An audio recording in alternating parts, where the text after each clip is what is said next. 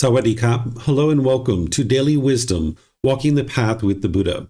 Today is our Pali Canon and English study group. We're actually starting this program from the very beginning. Students don't have to start this program from the beginning, but it's really nice to be able to do so. So I'd like to welcome all of you, whether you're joining for the first time or you're joining regularly. Over the next 1.5 years, I'm going to be sharing with you the words of the Buddha through our book series of The Words of the Buddha, The Path to Enlightenment, Revealing the Hidden. This is more of a study group where if you've been studying with me in the past, you know that I typically teach in a more traditional method with all of our other programs, where I teach for 15, 20, 30 minutes and open up for questions, and teach for another 15, 20, 30 minutes and open up for questions. But this program is more of a study group where students have either read the chapters prior to class or they're reading after class, and then they're coming to class in order to study together as a group. And now we read the chapters, I share some teachings on that, and then open up for questions.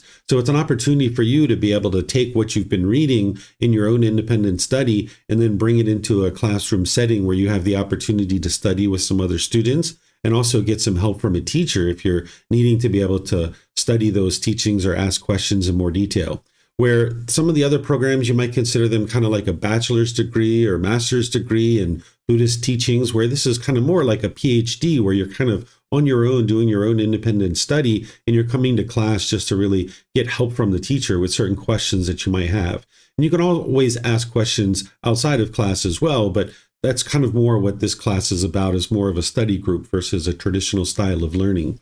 So what I'm going to do here at the beginning of our class is just share with you what the program is all about, since it's the very beginning of the program. Just take a few minutes to be able to help people get acquainted with what the program is, to be sure it's a good fit for you. And then afterwards, we're going to actually move into studying the first 10 chapters, because we're starting volume 2, chapters 1 through 10 today. So this Pali Canon and English study group is an interactive online or in-person study group where you can study at the temple on Saturday mornings at 9 a.m. I teach at Wat Tong Yu, and you can also join that class by Zoom, Facebook, or YouTube, or you can join here at Saturday evening at 9 p.m. There is a difference between these two programs. At 9 a.m. at the temple, there tends to be a fair number of beginning students who are just getting started. So I usually do meditation and I kind of introduce a couple of key concepts at the very beginning of class. And we usually only study about 1 to 3 chapters usually in that particular class. Where in this class on Saturday evenings, we study all 10 chapters. We don't do meditation together because typically the students who collect at this time frame have already developed a meditation practice for themselves. So we're just moving right into the studying, where today we're actually talking a little bit about the program, where normally we would just move right into the actual study group. So there's meditation prior to the studying in the 9 a.m. class, but the 9 p.m. class, we don't do the meditation. That gives us time to make sure we study all 10 chapters. There is a Facebook group that I use in order to share the teachings. It's called Daily Wisdom, Walking the Path with the Buddha. From there, I post each day the chapters that we're going to be studying during the week. And then students can ask questions there as well. So that's an opportunity for you to learn. There is a video library of YouTube. Then there's podcast, audiobooks, and quizzes as well that'll help you to be able to learn. If you ever miss class for any reason, they're recorded, so they're accessible on our YouTube channel, in our Facebook group, or on the podcast. You'll be able to get access to them there.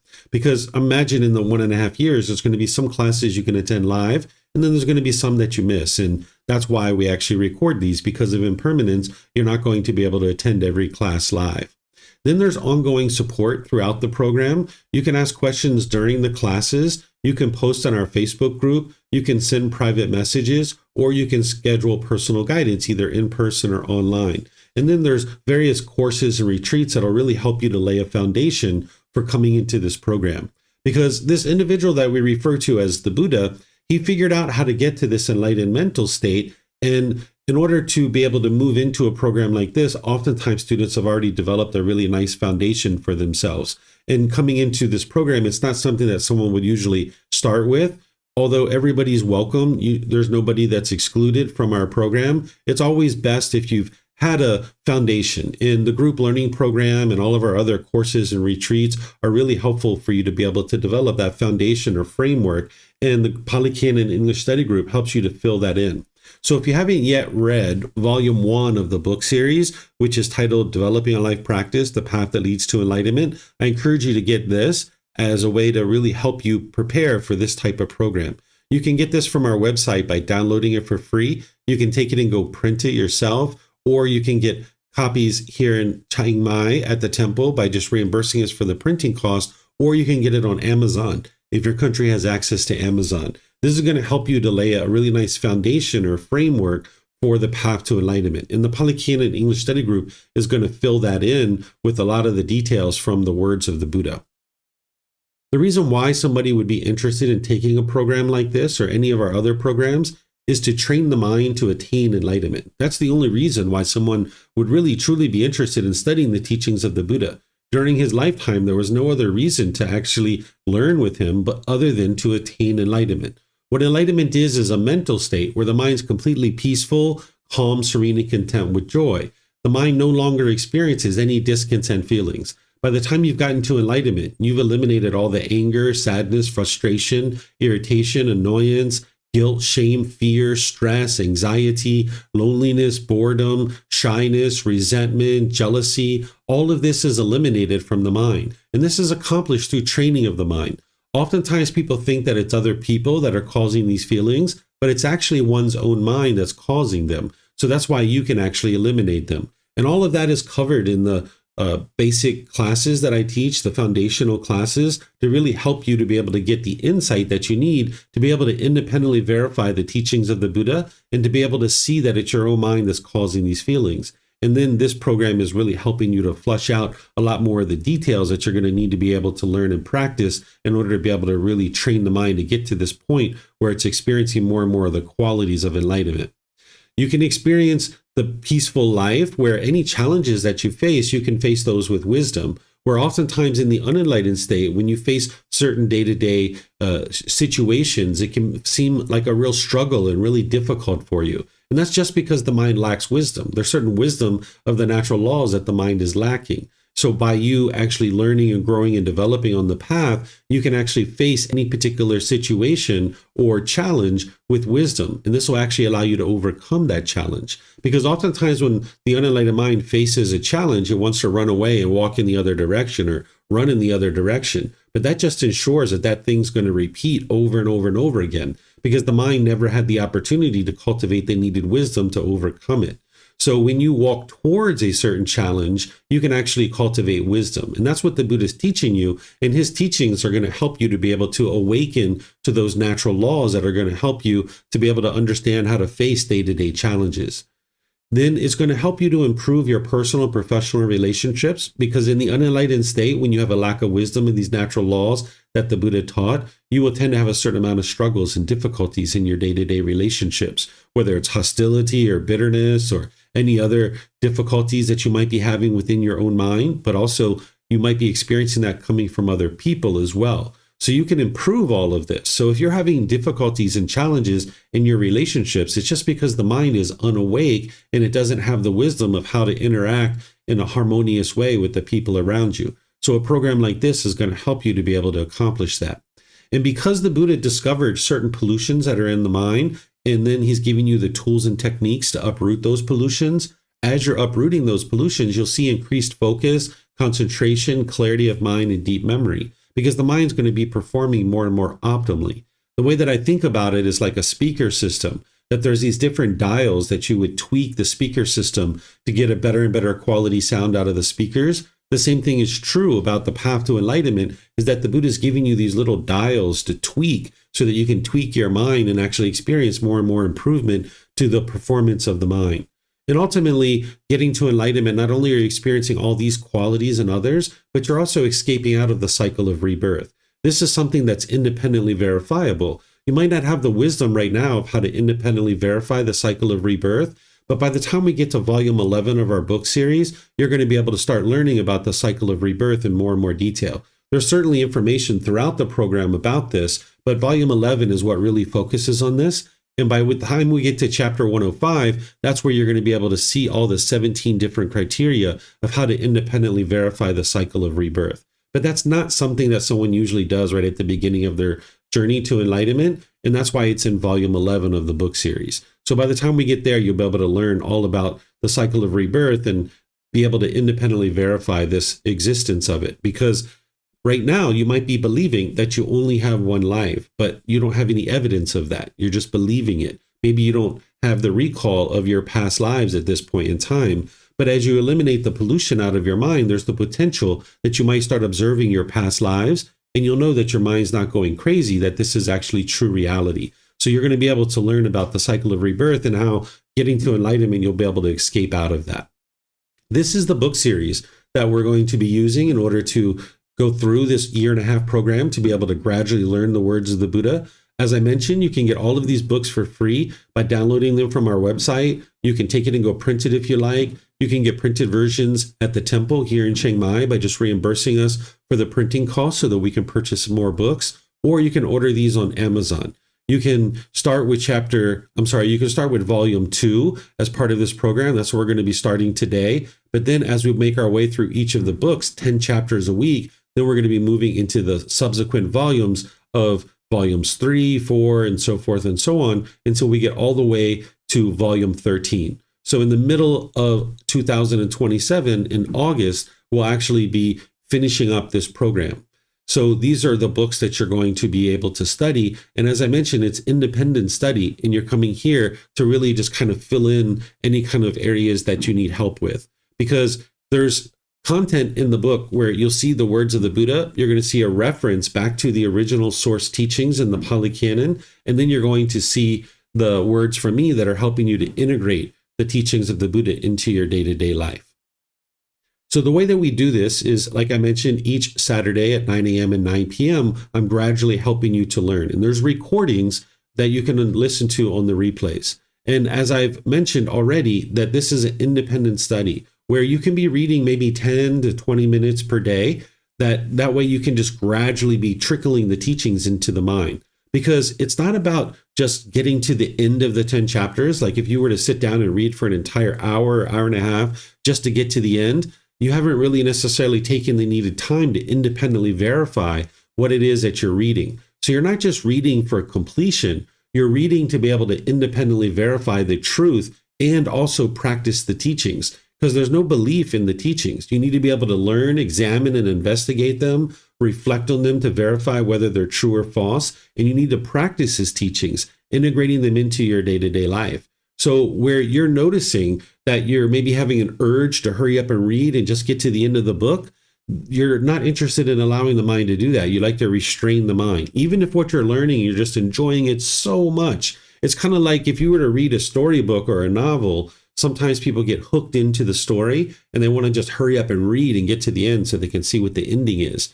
Or that's not the case here. There are times where I used to pick up the teachings of the Buddha and I would intend to read for maybe 20 minutes or so. And in the first 3 to 5 minutes, I would encounter a teaching that I was like, oh, wow, that's really deep. I need to set this book down and walk away and really try to reflect on this and go out into the world and verify whether this is true or false. So you might notice that about your mind, that your mind has this tendency to long and yearn while you're reading and want to just plow through all the chapters. Where you're not interested in doing that, you'd like to restrain your mind and make sure you're independently verifying the truth of the teachings as you're progressing. So by reading 10 to 20 minutes each day, it'll allow your mind to do that. And then you have the ability to watch the videos and listen to podcasts and ask questions as you're doing that.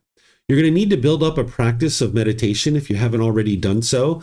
This is the reason why we don't do this as part of this time frame at Saturday at 9 p.m. because students oftentimes have already built up this practice. If you haven't built up this practice yet, that's what the group learning program is for, and all the other programs that I teach is helping you to not only build up your meditation practice, but build up the foundational wisdom of the path to enlightenment. So you can work on building that up if you haven't already, and make sure you keep that consistent all the way throughout the program, because that's what is going to help, among other things, to be able to eliminate the pollution out of the mind and prepare the mind to be able to study these teachings. You might even decide to meditate prior to reading, because it'll help you to be able to retain the teachings more. And if there's things that you've learned in other places, for the most part, you're going to need to set those things aside, because if you haven't studied with the original words of the Buddha before, You're going to need to understand that if you've been exposed to rites, rituals, ceremonies, worship, prayer, things of this nature related to the teachings of the Buddha, those things weren't the teachings of the Buddha. If you've been taught to believe things or, things of this nature, you need to be able to understand that those aren't the teachings of the Buddha. And those can hinder you from being able to see the true teachings of the Buddha now that you are choosing to study with the original words. So as challenging as this can be, and as easy as it is to say, you're going to need to set things aside. And that way you can approach the true teachings of the Buddha to be able to learn, reflect, and practice and see the real results in his teachings. When you're reading the teachings of the Buddha, it's not casual reading. You really need to be actively reading and investigating his teachings. If there's a word that you don't understand, you're going to need to investigate that with multiple sources to find a definition, because there might be certain words as you're going exposed to, and you're not interested in just brushing past that.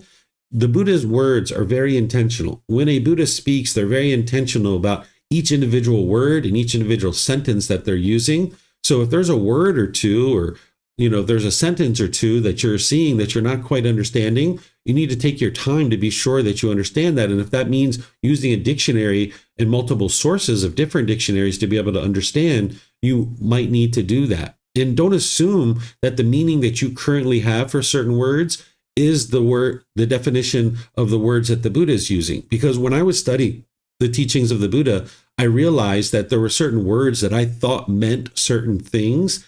And when I actually was reading the teachings of the Buddha, I was like, whoa, I don't use that word in that way. And then I would go and look at a dictionary, and I would find out that the way I've been using this word all these years was actually not accurate. So part of the wisdom that you're cultivating on the path to enlightenment is the wisdom of vocabulary and what words mean and what they don't mean. So take your time as you're reading and really investigate and actively read, understanding that you're not interested in these words just kind of rolling over your head, but instead you'd like to really look at the words and really investigate these chapters. And then, of course, coming to the class to be able to ask further questions. So you're not concerned about just completion of the task of reading, but instead you're reading for comprehension, and you're reading in order to figure out how to apply the teachings in your day-to-day life, because that's where the real transformation of your mind is happening. This isn't just an intellectual pursuit to be able to get to enlightenment. There's a certain amount of intellectual understanding that you need to be able to get to enlightenment, but you need to be able to move these teachings from an intellectual understanding into a practical application of the teachings in your day-to-day life. And that's where you're actually really going to experience the true results. As you're investigating the teachings of the Buddha and as you're reading, you might notice this zeal or this excitement spring up in the mind, because your mind's finally getting the teachings that it's needed all these years and all these different lifetimes. So you might notice this energy or this excitement spring up in the mind. I noticed this, that if I was reading at nighttime, oftentimes this zeal or excitement would spring up in the mind, and I would find it sometimes challenging to go to sleep. So you might need to look at your day, how you're choosing to read. It doesn't mean you shouldn't read at nighttime. You surely can, but just be aware that this excitement can spring up in the mind. And if you're noticing that, you might need to shift when it is that you're actually studying.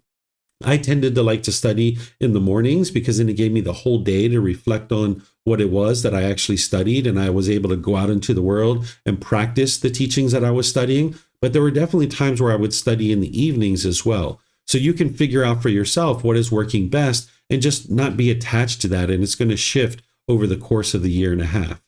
As I mentioned, you might observe craving arising when you're actually reading, and you're going to need to be ready to put the book down and reflect on anything that you're learning, allowing the mind to soak in the teachings and then also practicing the teachings. And then you're welcome to ask questions before class, during class, and even after class, because as you're reflecting on these teachings, you never know when a certain thought or question is going to come up. So you have all those 4 ways of actually getting help: is asking questions in class, you can post in our Facebook group, you can send private messages, or you can schedule personal guidance.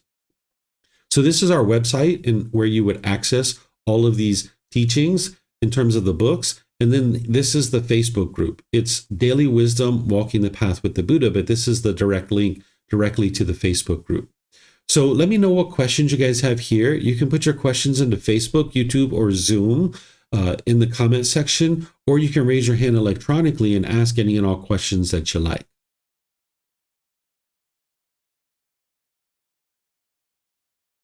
Okay, we have a question coming in on YouTube. It says, if we are just starting out, are there other classes for that? Yes, I would suggest that you attend on Sunday morning, Thai time at 9 a.m. or 9 p.m. Tomorrow morning is the very first teaching of the Buddha, where you're going to be learning the Four Noble Truths. It's where you learn the problem in the mind, the cause of the problem, the elimination of it, and the path forward. And that's each Sunday and Wednesday at either 9 a.m. or 9 p.m., where you can gradually be learning. And that walks you through the first volume of the book series over a 7-month period. And sometimes people take that program multiple times as well.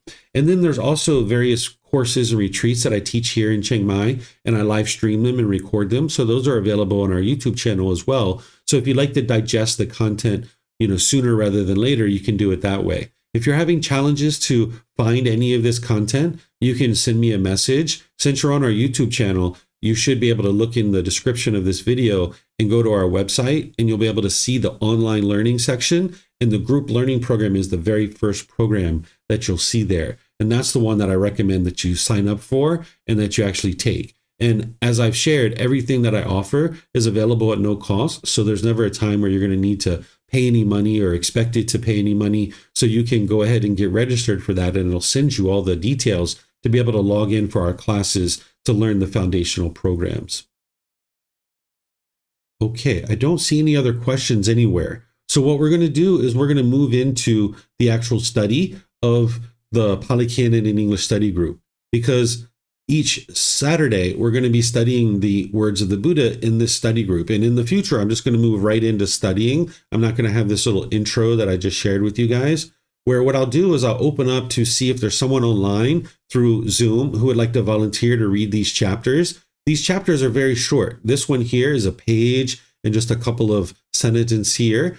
And an individual in Zoom will read this, and then I will share some teachings on that for about 5 minutes or so. And then I'm going to open up to any and all questions that you have. So even though this chapter is something that you can read at home, where you read the words of the Buddha, and then you have the reference to go back to the original source teachings, so you can see what the Buddha was saying before that and after that if you're interested. Then you also have words from me here that are helping you to be able to understand how to integrate this into your day-to-day life.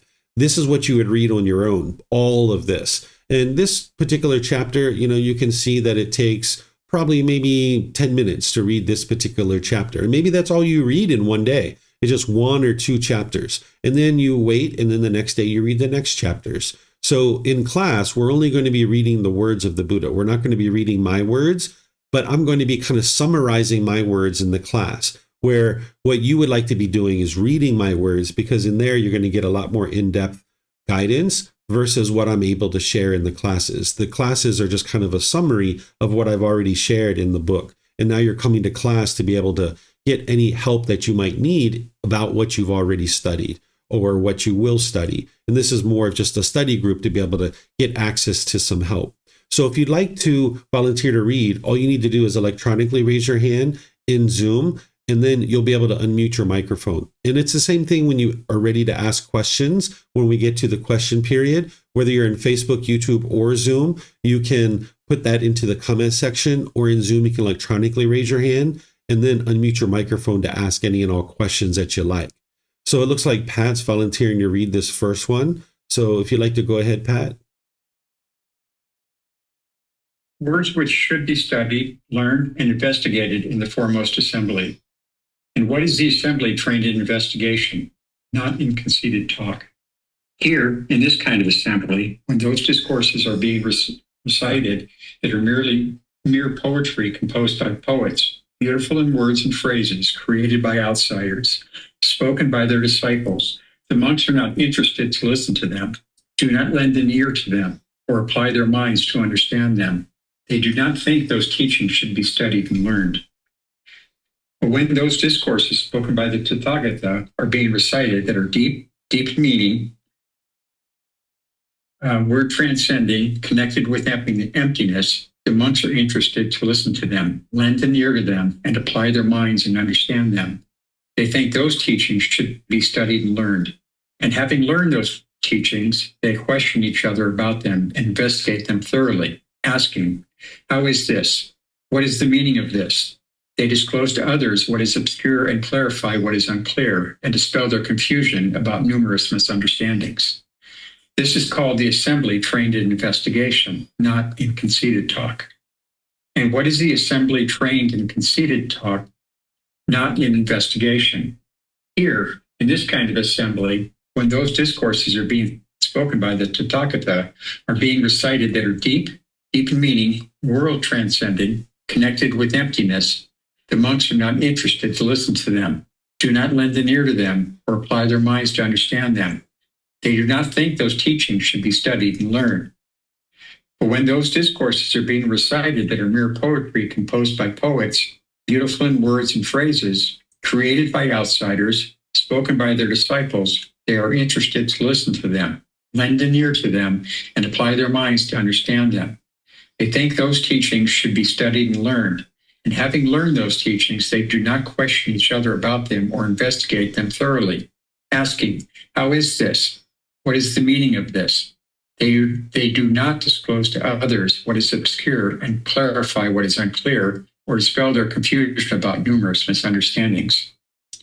This is called the assembly trained in conceited talk, not in investigation. These, monks, are the two kinds of assemblies. One of these two kinds of assemblies, the assembly trained in investigation, not in conceited talk, is foremost. Thank you. All right. Thank you, Pat. So here, what we've got is the Buddha talking about these two different types of communities or assemblies. One community or assembly is trained in investigation, where the other assembly is trained in this conceited talk that the Buddha is talking about.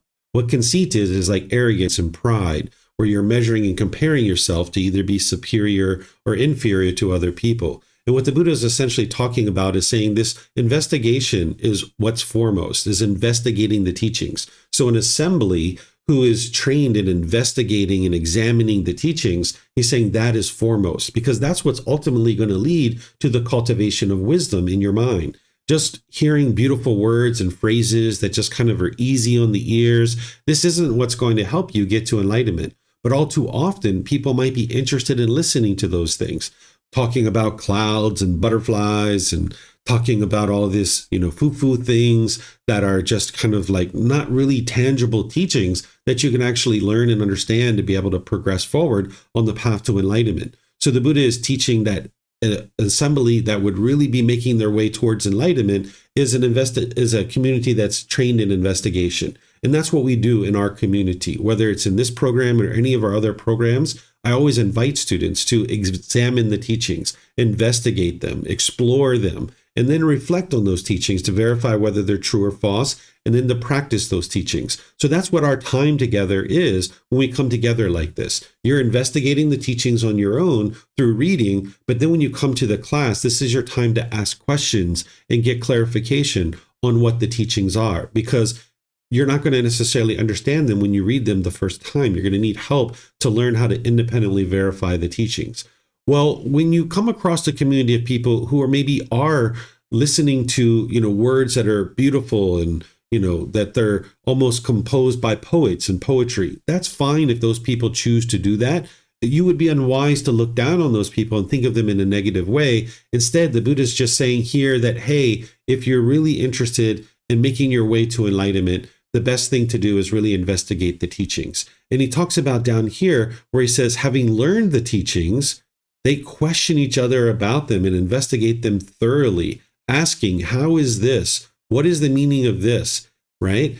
I've heard of students, and I encourage this, and the Buddha encouraged it as well, that as you're studying and you're building relationships with each other, that you spend time talking with each other, not just talking with the teacher, but talking with each other to bring the teachings up to the forefront of your mind, where maybe you guys are talking with each other on video calls, or maybe you're meeting for a smoothie somewhere, or maybe you're connecting in other ways. This is really excellent to be able to do that you're investigating the teachings, that you're not just believing what is being shared.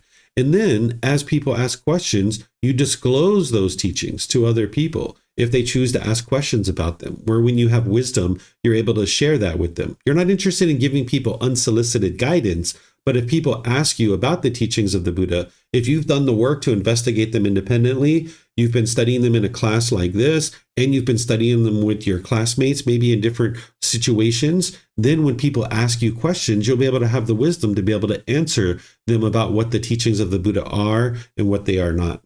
So here, this is what we do in this program and in all of our other programs. We are a community that's trained in investigation and examination of the teachings. We're not just believing what we're seeing, because these books were written over 2,500 years ago. At least the words that we're using for our book series was written over 2,500 years ago. And it would be naive of us to think that everything that the Buddha taught is in the Pali Canon or the original teachings of the Buddha. And it would be naive of us to think that everything that we see in the Pali Canon is what the Buddha actually taught.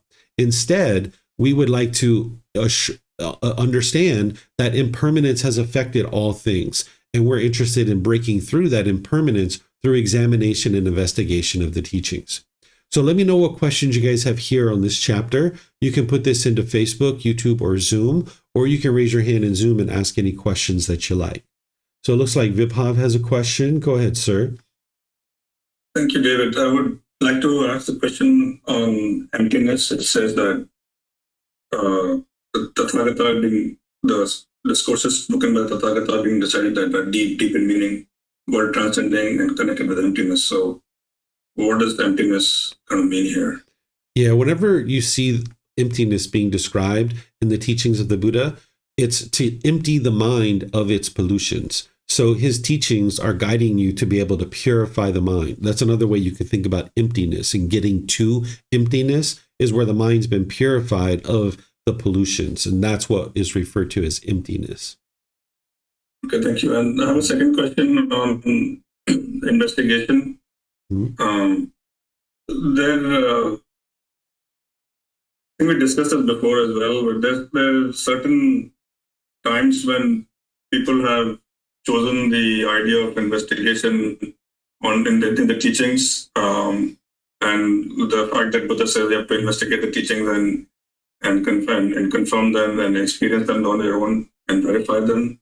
And if you don't verify them, or you're not able to verify them, then you can reject them, and have chosen that idea of saying that some parts of what the Buddha taught was not correct, and chosen to modify the teachings based on the fact that they were not able to verify the same teaching. So what would you think why would you think that would be, where when the teachings are clearly specified and people have been studying them and trying to verify them, they're not able to verify those teachings, and then choose the path to actually change the teaching because they were not able to verify them? Yeah, the reason why people aren't able to independently verify the teachings is because they don't know how to independently verify the teachings, and they're not studying with a teacher who has independently verified the teachings, because there's nothing from the teachings of the Buddha that needs to be rejected or modified. So people think that the Buddha said that if you can't verify the teachings, to reject those teachings. That's not actually true, because you need to be able to work and apply effort to independently verify his teachings. What he said instead is that if you're learning from another individual whose teachings do not match with his teachings, that you should actually ignore that individual's teachings. But the Buddha's teachings themselves, if you study them with reliable translations and with a teacher who's done the work to independently verify those teachings, if you as a student is having challenges to independently verify the teachings, you can just ask the teacher, how can I independently verify that? And if the teacher's done the work in their own practice to be able to verify the teachings, then they would be able to guide you in how they did it so that then you can do it. So if there's people out there that are changing and modifying the teachings, they haven't understood the teachings of the Buddha, because there's nothing that needs to be changed or modified. And they're most likely not learning with someone who's done the work to independently verify it themselves. So that person isn't able to get the guidance they need to be able to independently verify it for themselves. Thank you. You're welcome. I'm going to check here on Facebook and YouTube if we have any questions. I'm not seeing anything there. So I'm going to move to this next chapter, which is chapter 2. Is there someone who would like to read this one? I could read. Okay. It looks like Samantha will be next then. One who points out treasure.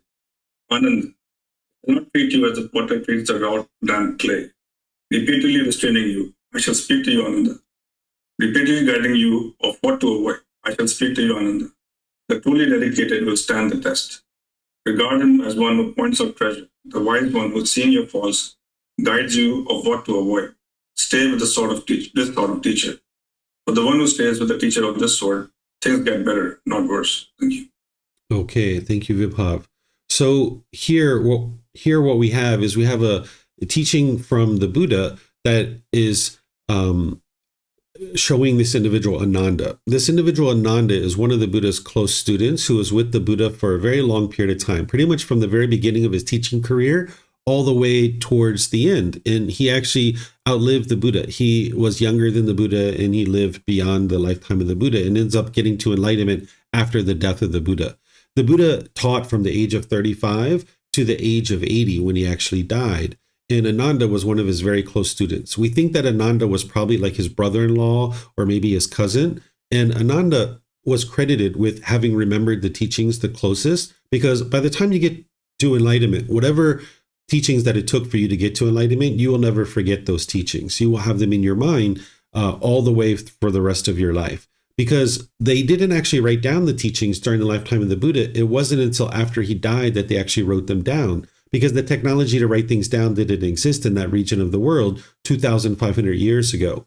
So when they know that the Buddha died and they realized that the teachings hadn't been documented for future generations, they were interested in starting to document them. So out of the countless enlightened beings that existed at the time of the death of the Buddha, 500 of them got together. And when they got together, they started to document the teachings, and they looked to Ananda to be the person who really recited most of the teachings, because he was around the Buddha for the longest period of time, for those 45 years. And he had the deepest memory of exactly what the Buddha said. So you're going to see Ananda showing up regularly in his teachings, because he was speaking to Ananda regularly, and it was Ananda who was reciting the teachings. So here, this individual Ananda, who was very close to the Buddha, is recounting how the Buddha was teaching him about one who points out treasure. And the Buddha said to him that I shall not treat you as the potter treats the raw, damp clay. Because raw, damp clay, a potter has to constantly be shaping it, because it can't hold its shape, because it's raw and it's damp. So it needs to be able to be constantly shaped. He's not going to repeatedly restrain his students, right? It's not up to the teacher to repeatedly restrain their students. When they see their students headed towards a certain difficulty or struggle, you might think that the teacher is going to restrain you and pull you back and not allow you to do that particular thing. But it's not up to the teacher to do that. Instead, what the teacher is going to do is they're going to speak to you, meaning they're going to teach you. They're going to be repeatedly guiding you of what to avoid. This is the wisdom to be able to understand the natural law of karma. So what the Buddha is saying is, I'm not going to constantly be restraining you, Ananda. I'm going to actually teach you and guide you and help you understand the wisdom of the path to enlightenment. It's up to you to restrain your own mind. It's not up to the teacher to restrain your mind. And then he says, the truly dedicated will stand the test. Because in order to get to enlightenment, when we talk about this peaceful and joyful mental state, where you have focus and clarity and deep memory and all these other benefits that I talk about, where your personal and professional relationships are really blossoming, sometimes people think it's like walking on clouds and walking on rainbows, right? Well, of course, there's a certain part of the path to enlightenment that is very enjoyable, but there's parts where it's a real struggle. It's really challenging to make your way towards the enlightened mental state. But with dedication and determination, walking towards the challenges, you can make your way towards the enlightened mental state. But it's only the truly dedicated that's going to stand the test. Because when a teacher is guiding their students and giving them the guidance that they need to be able to make progress on the path, oftentimes a teacher has to point out to the student certain things that the student's mind doesn't want to hear. Remember, the ego is in there, in the unenlightened mind, where the mind's ego thinks, I'm great, I am wonderful, everybody else is the problem. That's typically what the unenlightened mind thinks. And this ego's arrogance and pride thinks that I'm so great. And when a teacher steps in to guide a student and let them know about some of the shortcomings and some of the things that they're doing that are unwise, oftentimes the ego flares up and is directed towards the teacher. and doesn't like to hear these things that the teacher is doing and saying and sharing that is going to ultimately help the student.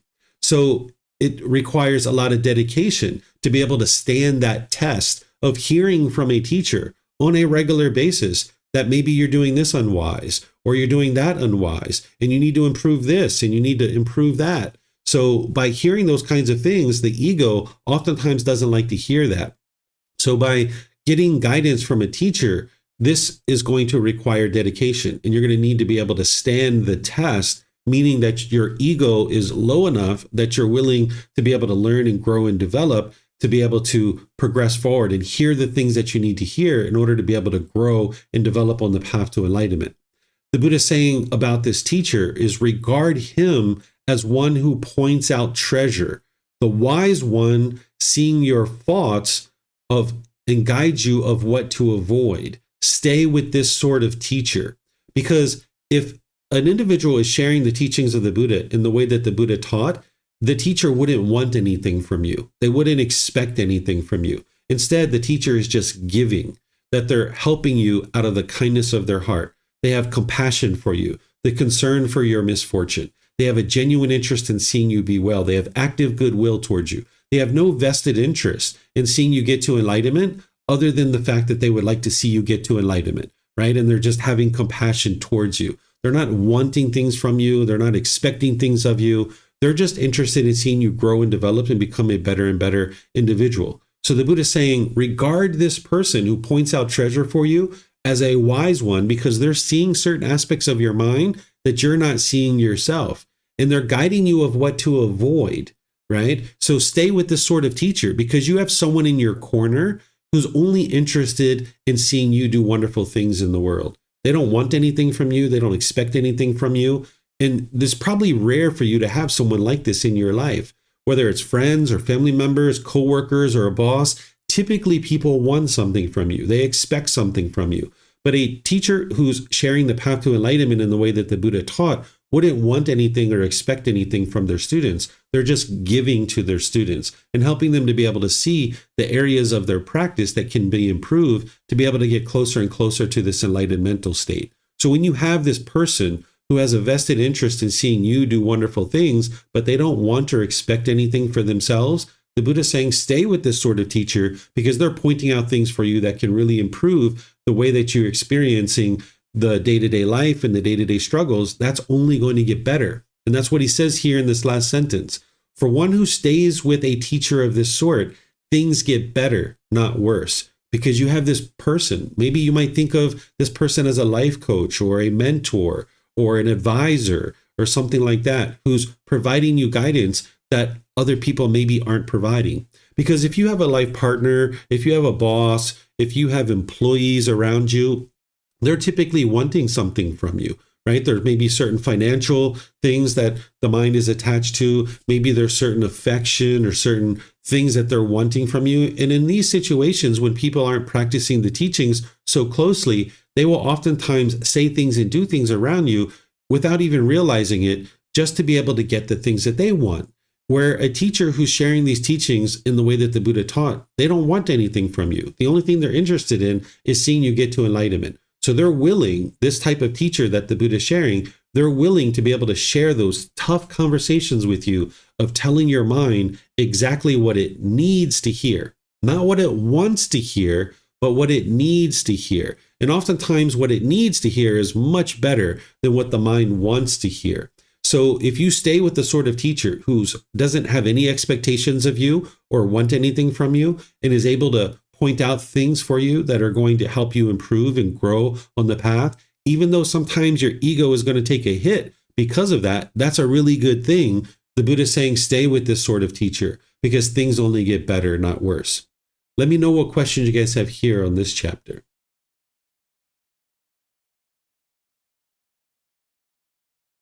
All right, I don't see any questions. So now we'll go to chapter 3. And Samantha was planning to read this one. So, ma'am, if you would like to read this one, you're more than welcome to.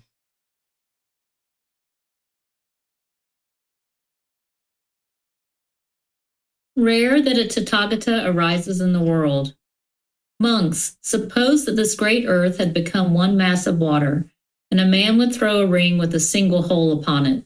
An easterly wind would drive it westward, a westerly wind would drive it eastward, a northerly wind would drive it southward, a southerly wind would drive it northward. There was a blind turtle which would come to the surface once every 100 years. What do you think, monks? Would that blind turtle, coming to the surface once every 100 years, insert its neck into that ring with a single hole? It would be rare, Venerable Sir, that the blind turtle coming to the surface once every 100 years would insert its neck into that ring with a single hole. So too, monks, it is rare that one obtains the human state, rare that a Tathagata, an Arahant, a perfectly enlightened one, arises in the world, rare that the teachings and discipline proclaimed by the Tathagata shines in the world. You have obtained that human state, monks, a Tathagata, an Arahant, a perfectly enlightened one has arisen in the world. The teachings and discipline proclaimed by the Tathagata shines in the world. Therefore, monks, an effort should be made to understand this is discontentedness. An effort should be made to understand this is the cause of discontentedness. An effort should be made to understand this is the elimination of discontentedness. An effort should be made to understand this is the way leading to the elimination of discontentedness. Right. Thank you, ma'am. So here the Buddha is bringing to the attention of his students that it's very rare to obtain this human state, that a Buddha would exist in the world, and that the teachings are shining in the world, and to not be complacent. That's what he's talking about. Because the unenlightened mind has a certain amount of complacency, dullness, lethargic condition, where it's holding on to the things that it doesn't want to let go of in order to move its way to this enlightened mental state. While each individual who's truly on the path to enlightenment might say that they're truly interested in peace and joy and getting to this enlightened mental state, oftentimes the unenlightened mind is unwilling to do what it really needs to do in order to be able to make the decisions that it takes to be able to lead to its enlightenment and to that peace and joy that it's actually working to obtain. So the Buddha gives this great analogy to be able to essentially motivate and encourage his students to not be complacent. He talks about as if the earth has completely been flooded and the entire surface of the earth is all water, and that there's this single ring that's tossed out on the surface of the earth and it's being blown around by the wind all over the place. And there's this turtle that comes up once every 100 years. And he asks his students, what's the likelihood that this turtle would insert its neck into that single hole? Well, of course, his students say it's very rare, right? And you can see here how respectful his students are to him and how respectful the Buddha is to the students too. This is what the path to enlightenment is about, in addition to other things, is about learning how to train your mind to be polite, kind, friendly, respectful to everybody. One of the things that the Buddha does in order to teach is he typically will ask his students questions, and he'll do that very respectfully. And then they will reply back to him in a very respectful way. And this helps to establish a really nice relationship between the teachers and students, that both sides are respecting each other and be able to help each other to be able to then progress forward on this path, where a student is able to progress forward, and maybe a student is learning and growing and developing, which is helping those teachings to come into the world more and more vibrantly. So here you see the students are saying, that's very rare, Venerable Sir, that this blind turtle coming up to the surface once every 100 years would insert its neck into that ring. And the Buddha says, okay, so too is it rare that one obtains this human state. So here you are in this human state. It's very rare for an individual to come into this human state. There's countless animals waiting to be reborn into this human realm. But here you are in this human existence with an opportunity to be able to get to enlightenment. Don't allow that to go to waste. And during the lifetime of the Buddha, he says it's rare that a Tathagata, that a Buddha arises in the world. Sometimes people teach you that everybody's a Buddha. Everybody has Buddhahood. Everybody has Buddha nature. This isn't actually true, that it's very rare for a Buddha to exist in the world. But during that time frame, there was a Buddha that existed, and that would be the best, most ideal time to be able to make your way to enlightenment, because a Buddha's wisdom would be very deep and profound about the path to enlightenment, and it would be very helpful to live during the lifetime of a Buddha to be able to make your way to enlightenment. And then it's very rare for the teachings to be shining in the world. These are three things that existed during the lifetime of the Buddha. And we might even say that these things exist now, perhaps too, that you're in this human state and that the teachings are shining in the world in a way for you to be able to now learn and practice them to be able to make your way to enlightenment. So now that someone has obtained that human state and that there's a Buddha in the world and that their teachings are shining in the world, the Buddha is saying, okay, make an effort to understand. This is discontentedness. This is the cause of discontentedness. This is the elimination of discontentedness. And this is the way leading to the elimination of discontentedness. What he's doing here is he's pointing to the Four Noble Truths. He's saying make an effort to start the path to enlightenment, because the Four Noble Truths is the very start of the path to enlightenment. If you were going to take a hike on a hiking trail, there's typically a trail marker at the beginning of the trail that's helping you to be able to understand what this trail is going to be, to give you a heads up of what you're going to encounter. You know, you're maybe walking down a hill, you're walking across the stream, you're walking over a mountain, and maybe you're circling back to the parking lot. And you kind of see that on the trailhead of the trail as this sign. Well, the Four Noble Truths can be kind of seen that way, that it's like the trailhead on a hiking trail, and it's helping you to be able to understand the problem in the mind, the cause of that problem, the elimination of it, in the path forward. So that you'll regularly see the Buddha pointing to the Four Noble Truths in this exact same way to encourage people to start the path to enlightenment. So here you are with this human state and the ability to learn and practice, not allowing the mind to go to complacency. You can make your effort towards the development on the path to enlightenment and potentially even experience enlightenment in this life. And that's what the Buddha is encouraging you and all of his students during his lifetime to be able to do. So let me know what questions you guys have here on this chapter. Looks like Yusuf has a question. Go ahead, sir. Hello, Venerable Sir. Hello, how are you? I'm fine. Teacher, I have always been curious to know why all that respect between the Buddha and his students. And I have never seen casual talks between them. Like if I were to come to you, if I were to see you like in real life, I would not bow to you and say to you, Venerable Sir, or this kind of stuff. I would consider you like as a friend, and I would talk to you as a friend. I would call you by your name, David, even though that you are older than me, because I don't see that there is like a big need to say this Venerable Sir things or bow to you, even though you have helped me in life. I consider you like a friend as much as I consider you as a teacher. So what's the benefit of all this? Yeah, so I don't have any expectation of how anybody should ever refer to me. But as you see that by using this term Venerable Sir, it establishes and maintains the respectful relationship, because the Buddha is not getting a paycheck to be able to teach his students. He's just helping them out of the kindness of his heart. And it's wise to maintain respect between a teacher and a student. While you think of me as a friend, and I appreciate that, I don't think of any of my students as friends.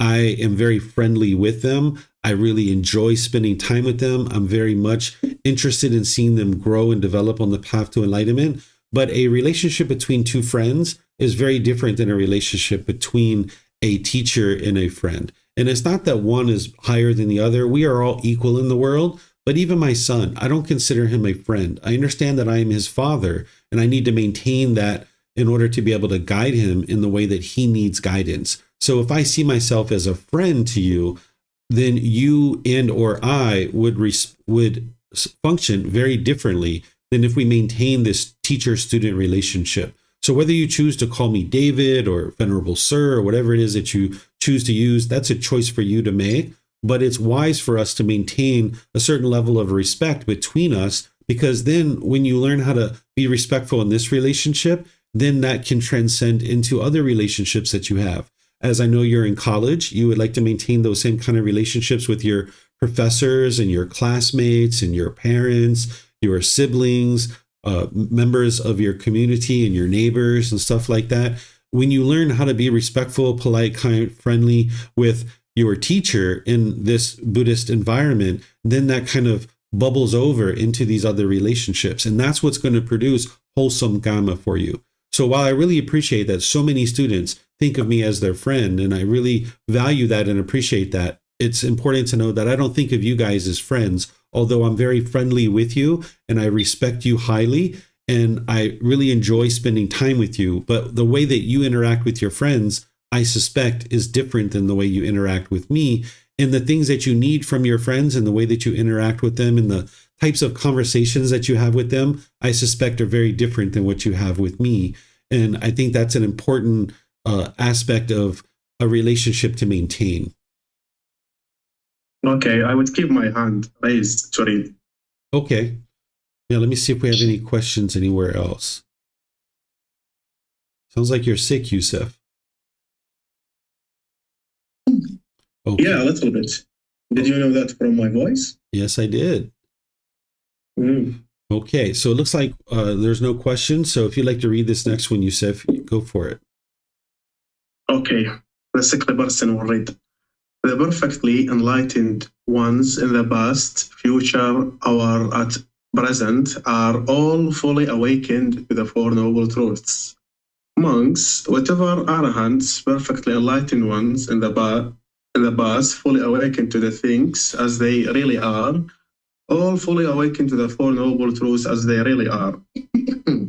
Whatever arahants, perfectly enlightened ones in the future, will fully awaken to the things as they really are, all will fully awaken to the Four Noble Truths as they really are.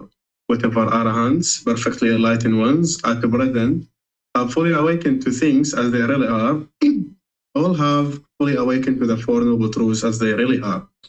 What for? The Four Noble Truths. The noble truth of disconnectedness, the noble truth of the cause of disconnectedness, the noble truth of the elimination of disconnectedness, the noble truth of the way leading to the elimination of disconnectedness. Therefore, monks, an effort should be made to understand this is disconnectedness, and effort should be made to understand this is the cause of disconnectedness, and effort should be made to understand this is the elimination of disconnectedness, and effort should be made to understand this is the way leading to the elimination of disconnectedness.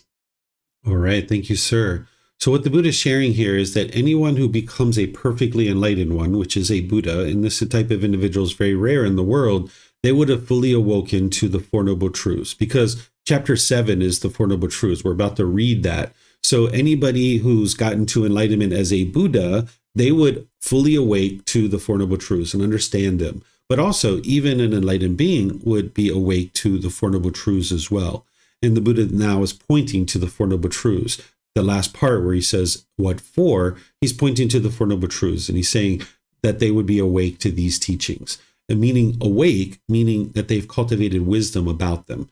That's what it means to be awake, that you've independently verified them. So anybody who is going to be a Buddha, which are very rare in the world, they would have fully awoke, meaning they would have cultivated the wisdom of the Four Noble Truths on their own as part of their journey to enlightenment. And then as part of their teaching as a Buddha, they would then share those Four Noble Truths. And then they would preserve those teachings for other people to be able to learn them as well.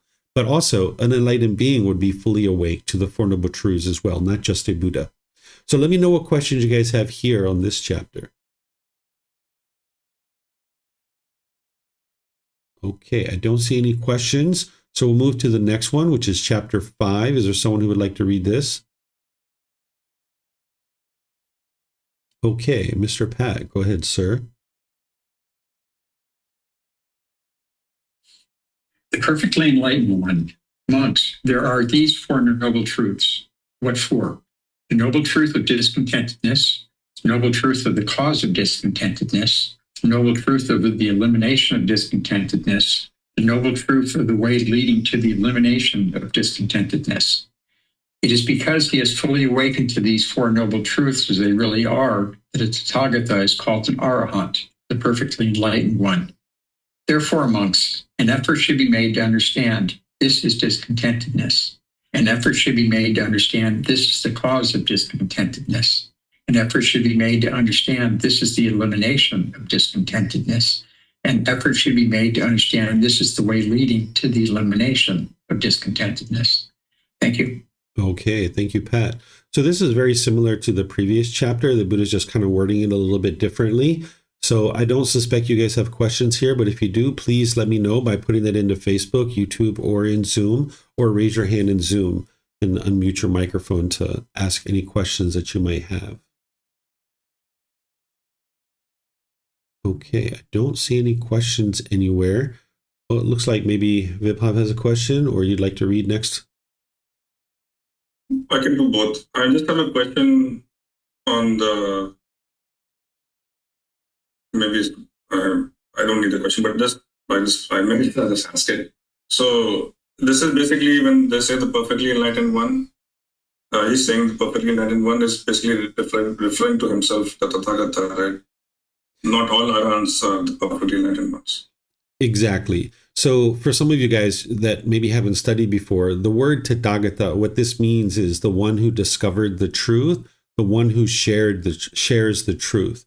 So instead of referring to himself as the Buddha, he very rarely does that. Instead, he most often refers to himself as the Tathagata. And he's saying that Tathagata is called an arahant, which means that they've completely purified their mind of the 10 fetters. But also a regular enlightened being has also purified their mind of the 10 fetters, and they are also an arahant as well. They are in the 4th stage of enlightenment. But this Tathagata, the one who's discovered the truth, the one who shares the truth, the Buddha, he is also an arahant. He's just figured out how to get to enlightenment by himself without the help of any teachers or any guides. And because of that, we refer to him as a perfectly enlightened one, meaning he doesn't have any extra baggage. Where an enlightened being who gets to enlightenment, if they're studying with someone who's not a Buddha, that they will get to enlightenment, but they might still have 5 or 10% of baggage in their mind that doesn't necessarily relate to the path to enlightenment, but they're still doing those things and they're still enlightened. They're experiencing all the qualities of enlightenment, but their mind isn't completely perfectly enlightened, meaning that they still have a little bit of things in their mind that didn't necessarily contribute to their enlightenment.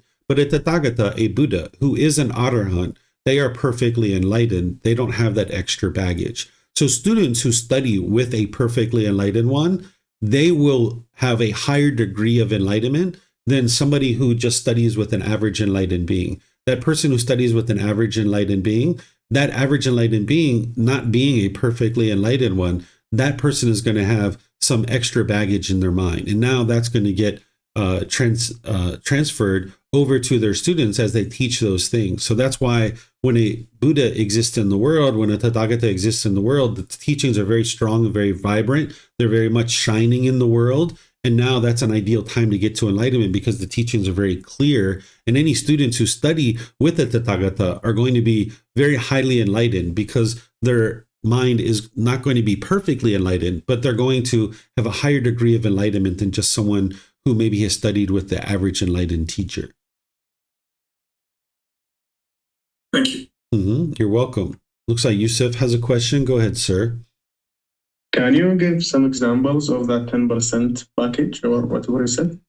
So let's just say like there's a certain meditation that an individual is doing. As individual who's a Buddha, if they try a certain meditation and it improves the condition of their mind, they know that that is actually the path to enlightenment because it improved the condition of their mind. But an individual who's going to become a Buddha, if they try a certain meditation and it doesn't work to improve the condition of their mind, they will discard it and they will no longer practice it.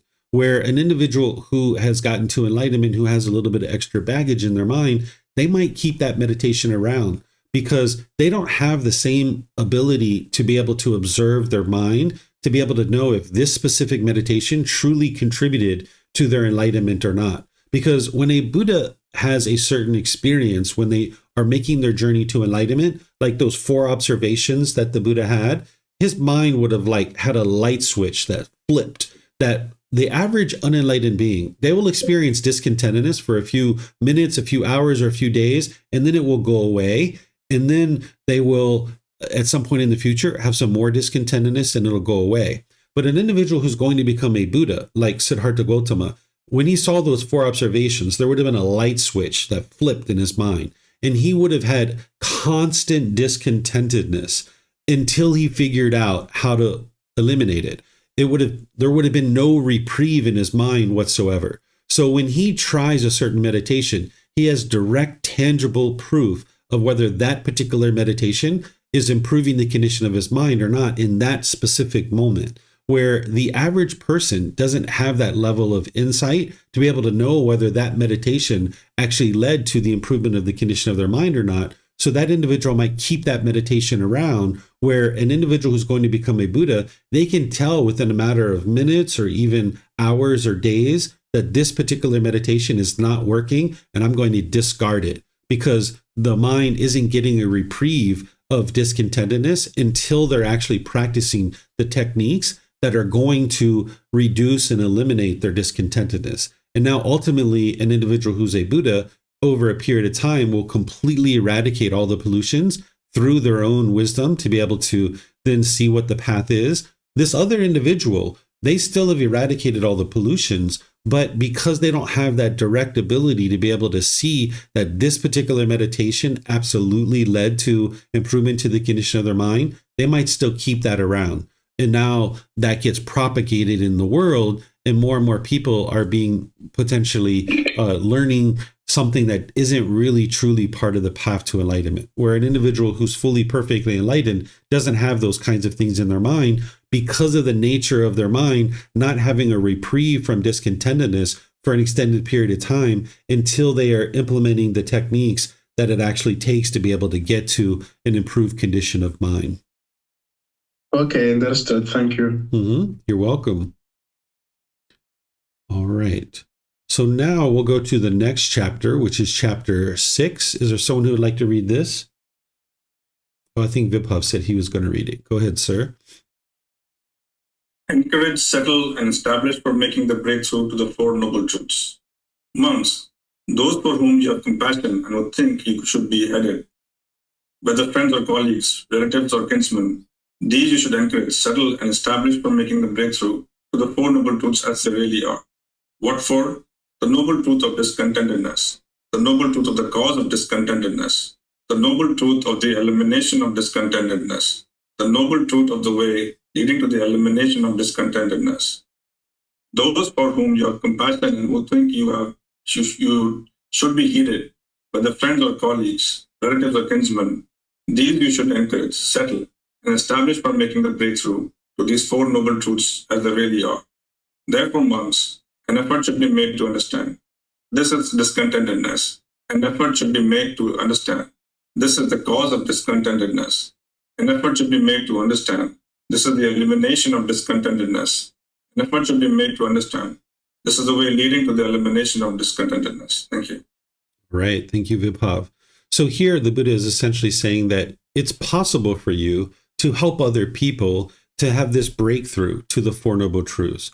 But you need to be able to do that skillfully. You're never interested in giving unsolicited guidance, but there may be people in your life, whether it's friends or colleagues, relatives or kinsmen, that if you think that they are going to heed your advice and that you have compassion for them, meaning concern for their misfortune, you can encourage, settle, and establish them in learning and developing and understanding the Four Noble Truths, because that's the real breakthrough. That's the real beginning of the path to enlightenment. But you need to be able to do this skillfully and not giving unsolicited guidance. That if there's someone in your life like this that you have compassion for and you think they will heed your advice, there's ways for you to maybe get them a book as a gift or send them a link to a video or things of this nature. Or when you see they're struggling with certain discontentedness and they're maybe interested in improving that, you can ask them, are you interested in getting help for that? Or would you like to understand a way to be able to solve that? You're always looking for them to say, yes, I would like to get this help. Whereas if you're just pushing teachings into someone's life, you're doing that with unsolicited guidance, which means that there's craving, desire, attachment in your own mind, and there's ego in your mind, thinking, I know what's best. Instead, you need to be sure that the person's open and willing to be able to understand the teachings before you to go in and you start to encourage, settle, or establish them in making a breakthrough to the Four Noble Truths. And you might decide to do this maybe once, twice, or 3 times at most,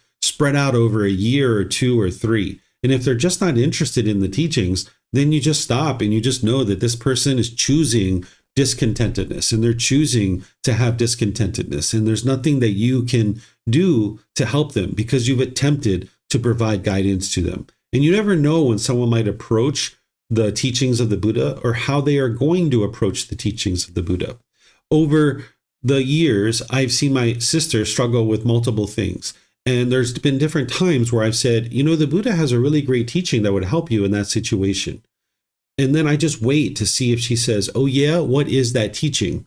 But she has never said that, right? Because I doubt my sister sees me as her teacher or a person that could potentially teach her. She's older than me, about 2.5 years older than me. And maybe she doesn't see me as that type of person in her life. So even though maybe 2 or 3 times I've said those kinds of things, she's never said, oh yeah, and what is that teaching, right? So I just don't share the teachings with her. And then there was a time about a year or so ago where she reached out to me and she said, David, I was in the office today and people were talking about the teachings of the Buddha, and they asked me my thoughts and my ideas on the teachings. And then I answered some of their questions. I said, oh yeah, how were you able to do that? And she said, because I read your Facebook post. And I was like, oh, I didn't realize that you do that.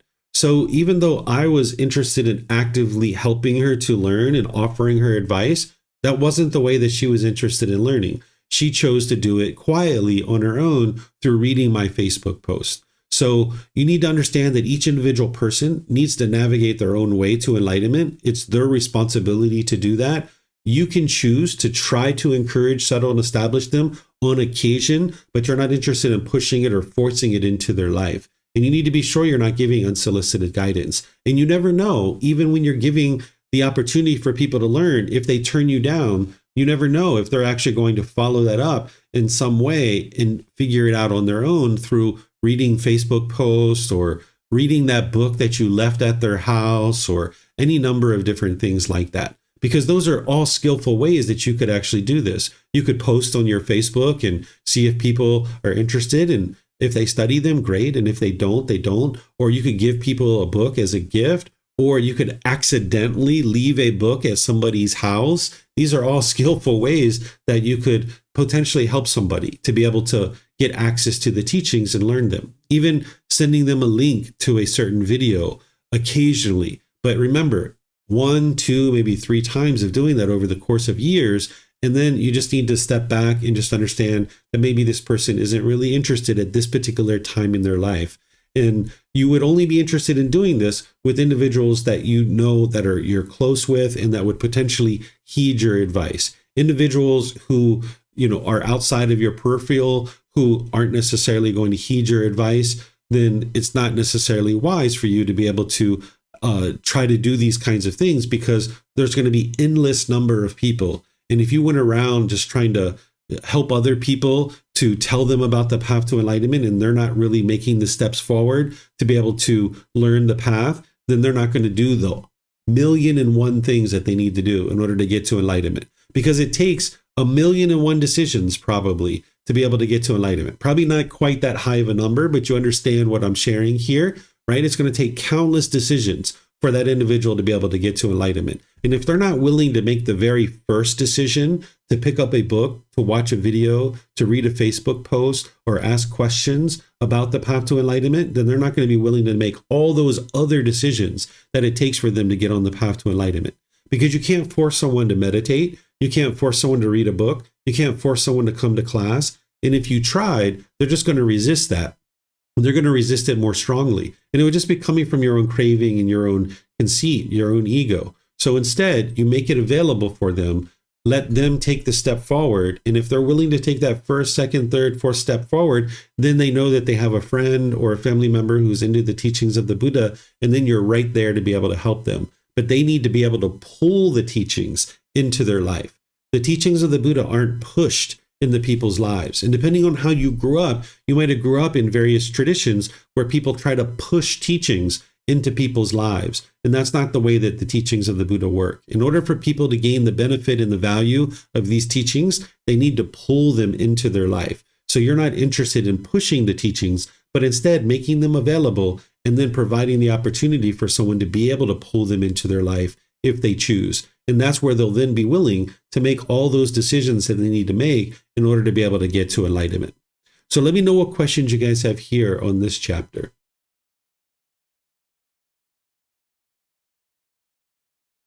Okay, I don't see any questions anywhere. So now we come to chapter 7. Is there someone who would like to read this?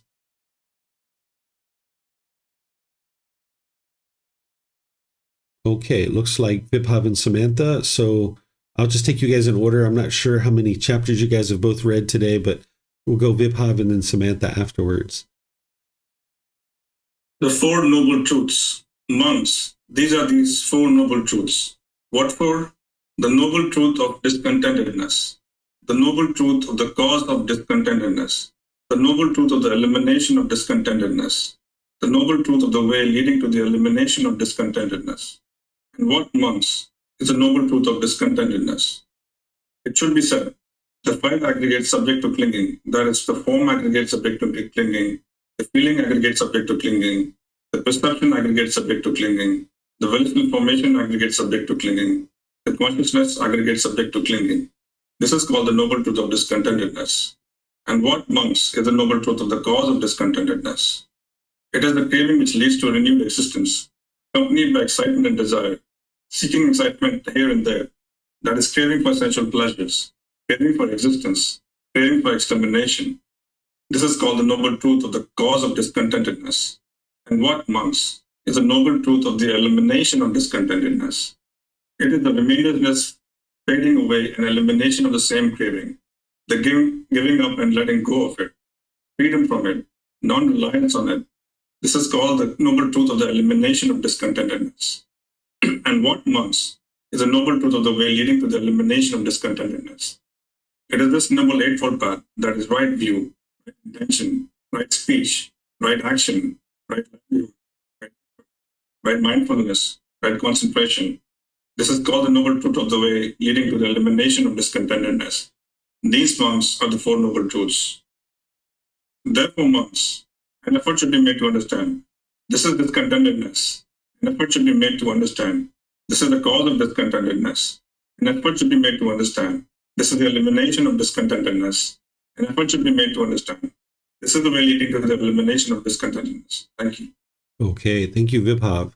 So if you've been studying with me for any amount of time, then you've learned the Four Noble Truths and the way that I teach them. And what I've done is I've taken the Buddha's Four Noble Truths, which you're seeing here, and I put that into volume 1, but then I also summarize it in a way that is more approachable for someone who's just getting started on the path to enlightenment.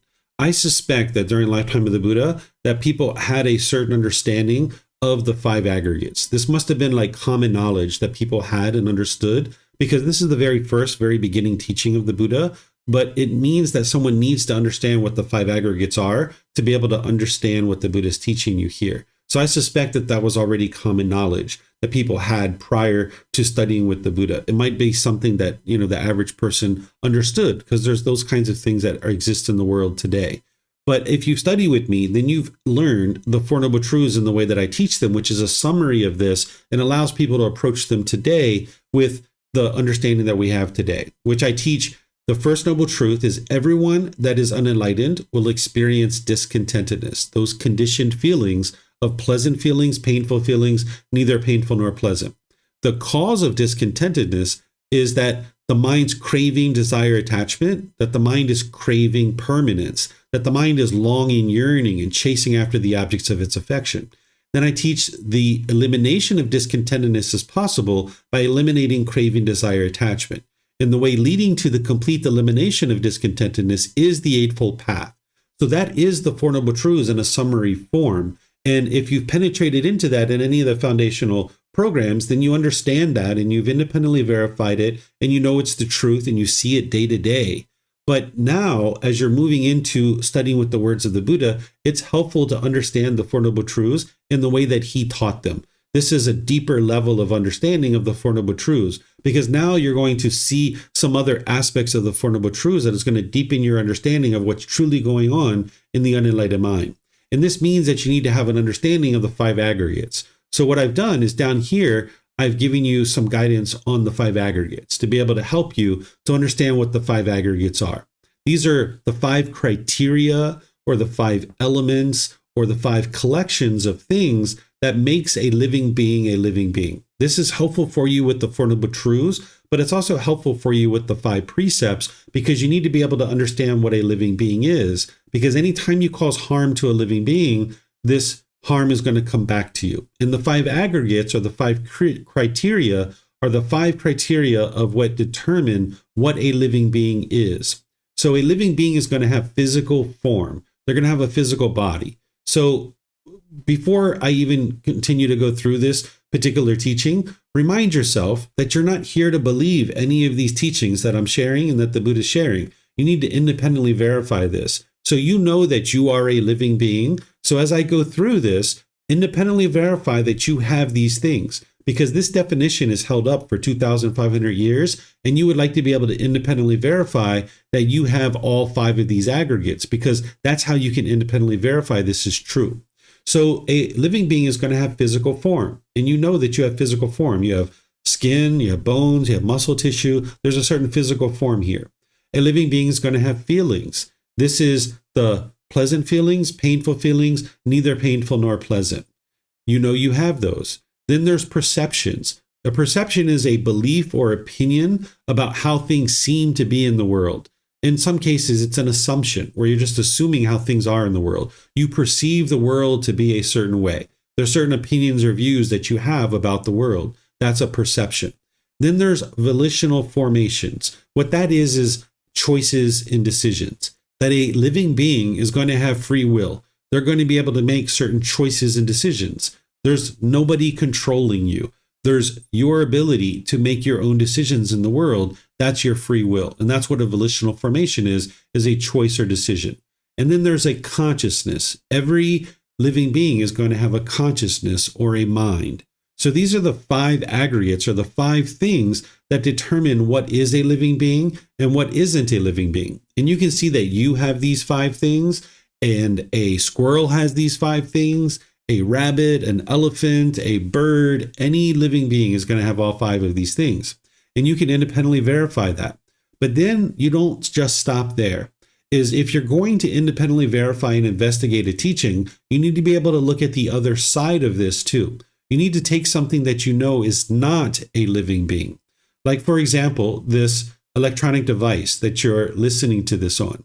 You can now compare and contrast these 5 aggregates to this and ask yourself, does it have physical form?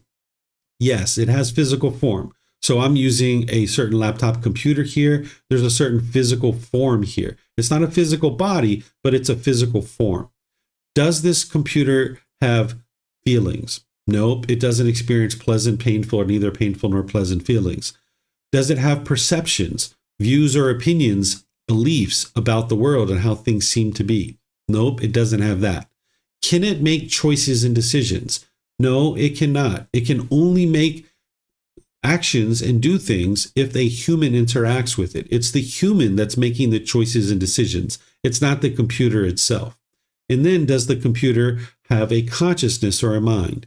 No, it does not have one of those. So we can take a tree, a desk, a light, a microphone, a camera, and we can see that none of these things are an actual living being. So this Four Noble Truths means that an individual needs to first understand these 5 aggregates. And if you don't understand what these are, let me know so that I can answer your questions and help you to be able to see what these 5 aggregates are. Because now, once you understand the 5 aggregates, you can start to understand the Four Noble Truths in the way that the Buddha taught them. Now, the first noble truth that I teach is that everyone that is unenlightened will experience discontentedness. Yes, that's true. That's independently verifiable. But in more detail, what the Buddha is sharing is that it should be said the 5 aggregates subject to clinging, that is, the form aggregate, the feeling aggregate, the perception aggregate, the volitional formations aggregate, which is the choices and decisions, and the consciousness aggregate, or the mind, is subject to clinging, meaning that the mind is going to cling and hold on to these 5 aggregates. The mind is going to want these things to be permanent in the world. And this is what's causing the discontentedness. But more specifically, there's this craving, and that's the second noble truth. The Buddha says it is craving which leads to renewed existence, accompanied by excitement and desire, seeking excitement here and there. That is craving for sensual pleasures, craving for existence, craving for extermination. That is called the noble truth of the cause of discontentedness. So while the mind is clinging in the first noble truth and holding on and wanting things to be a certain way, now the craving is the longing, yearning for renewed existence, wanting to keep coming back into the world over and over and over again, and experiencing excitement and desire, that longing and yearning. Excitement here and there, seeking excitement. Oh, I want to do this and I want to do that, and I want to get excitement from here, and I want to get excitement from there, and I want to get excitement over here. The mind in the unenlightened state isn't content in the present moment. It's longing, yearning for something that it doesn't have. That's the seeking excitement here and there. It's like the grass is always greener on the other side. The mind is never content in the present moment. That is craving for sensual pleasures. The mind is longing, yearning through something called the six sense bases. It's craving for existence, craving to be in this world, longing, yearning to be in this world, or it's craving for extermination, which means it's craving to not exist in this world, and it doesn't want to exist in this world any longer. That's the two extremes, either craving for existence or craving for extermination, where it wants to be eliminated. It's not content in the present moment. It's always seeking some pleasures outside of itself. And that's where it's craving for sensual pleasures, that it's looking for something external for there to be inward satisfaction. So the mind keeps longing, yearning for something external. That's the longing for sensual pleasures or craving for sensual pleasures. Now, the way to eliminate that discontentedness is to get to the point where there's this remainderless fading away and elimination of those same cravings that the Buddha was talking about in the second noble truth. The giving up and letting go of it, the freedom from it, non-reliance on it. That's the elimination of craving, desire, attachment is what will eliminate the discontentedness. That's how I say it when I teach the Four Noble Truths. And then the way to be able to eliminate craving, desire, attachment is the Eightfold Path. That's what the Buddha is teaching here, is that it's the Eightfold Path, right view, right intention, right speech, right action, right livelihood, right effort, right mindfulness, and right concentration that leads to the complete elimination of discontentedness. That's the true path. So this is the trail marker, helping you to be able to understand the problem is that the mind's clinging to the five aggregates. That's the problem that the Buddha discovered, that it's experiencing this discontentedness because it's clinging to these five aggregates, wanting them to be permanent. And then there's this longing, yearning, this craving for sensual pleasures, for existence, or extermination. And then the way to eliminate this discontentedness is to eliminate the cravings, desires, attachments, where you can let go. And the way to accomplish that is the Eightfold Path. The Eightfold Path is the complete perfect plan that's going to teach you how to eliminate that. Now, I'm going to go back to the First Noble Truth and explore these five aggregates a little bit more. But before I do that, let me just pause and see if you guys have any questions on anything I've shared so far. You can put that into Facebook, YouTube, or Zoom, or you can raise your hand in Zoom and ask any questions that you like. Okay, I don't see any questions. So now let's explore these five aggregates and this clinging. Up to this point, if you've been studying only in the foundational classes that I've been teaching, you've learned about craving, desire, attachment, longing, yearning, wants, expectations, clinging, grasping, holding. And I talk about this all as one thing. But now that you're moving into the Pali Canon and English study group, there's actually two different things that the mind is doing here. What the unenlightened mind is doing is it's longing, yearning, wanting something that it doesn't have. And then once it gets that thing, it will then cling to it. These are two separate things. In the foundational classes, I talk about it all as one thing because it's easier for the mind to understand and really get started on the path to enlightenment. But it's actually two separate things. So for example, someone could be thinking, oh gosh, I really wish I had a boyfriend or girlfriend. I really want a boyfriend and girlfriend so badly. If I just had a boyfriend or girlfriend, everything would be perfect in my life. That's the craving. That's the longing, yearning for something that you don't have. But then once you get the boyfriend or girlfriend, then you cling to it, you hold on to it, and you don't want it to leave. The mind's craving permanence. So that's the difference between craving and clinging. So what the mind does in the unenlightened state with these five aggregates is that it clings to the form, feelings, perceptions, volitional formations, and consciousness.